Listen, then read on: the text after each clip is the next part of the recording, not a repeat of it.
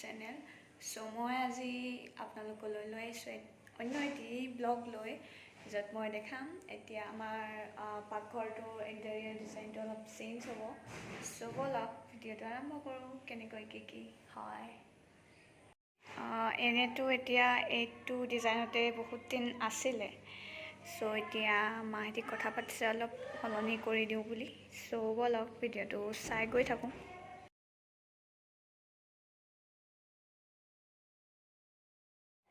এতিয়া আমাৰ টেম্পৰেলি পাকঘৰটো ইয়ালৈ লৈ অনা হৈছে, জুয়ালিত।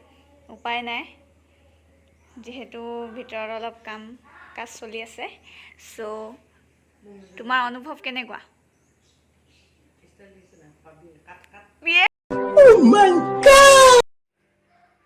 এটা কৰি বস্তু ৰেডি কৰিছে, অলপ পিছত লগাব।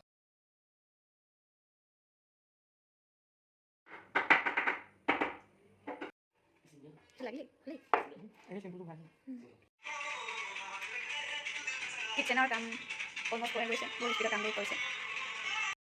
এয়া দেখিছে গাইজ, এদিনত ইমানখিনি কাম কমপ্লিট কৰিছে। ৰাতি 7টালৈকে কাম কৰিছে দেই। আৰু মিস্ত্ৰীকেইজন আমাৰ ঘৰৰ পিছফালৰ ঘৰটো ঢাকি লৈছে।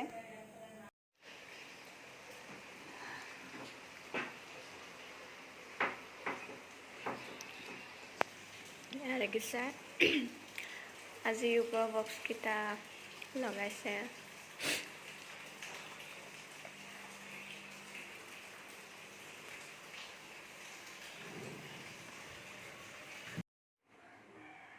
আৰু এতিয়া মাহঁতৰ ৰুমৰ ৱাল এটেচড ৱাৰ্ড্ৰবটো বনাব ষ্টাৰ্ট কৰিব।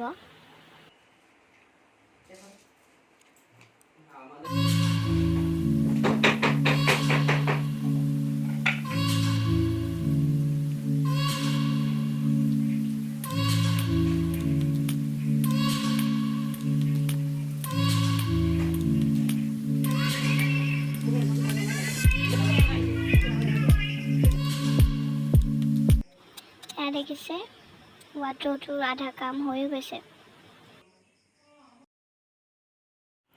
আৰু আজি লগতে ড্ৰয়িং ৰুমৰ কামবোৰো আকৌ ষ্টাৰ্ট কৰি দিয়া হৈছে।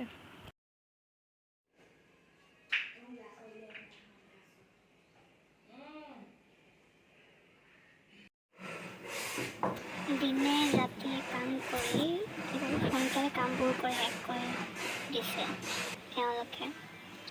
দুজনমান বেংগলোৰৰ পৰা আহিছে আৰু দুজনমান তিনিচুকীয়াৰ পৰা। অসমীয়া ভালকৈ বুজিয়ে নাপায়।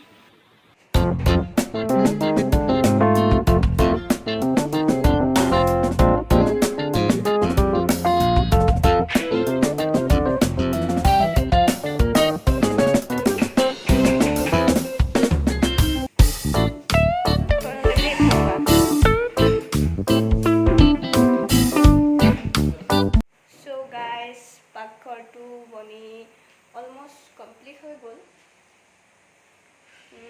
1 উইকমান লাগিলে আৰু এইখিনিও লগত কাম কৰি আছে। চ' পাকঘৰটো হ'ল অলমষ্ট। আৰু পাকঘৰটো কালাৰটো চেঞ্জ কৰি দিম কৈছে, যিহেতু অলপ পুৰণা হৈ গ'ল। চ' এতিয়া পাকঘৰ সঁজুলিবিলাক ইয়াত নানে, অলপ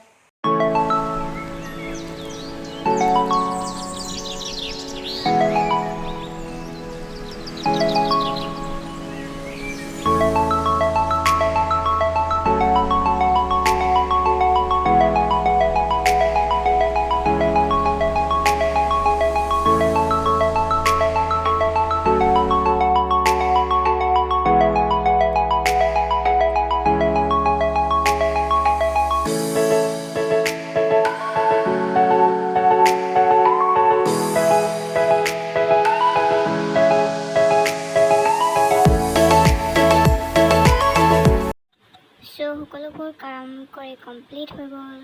এইখিনি হ'ল ফাইনেল লুক। চ' চাওঁ আহক।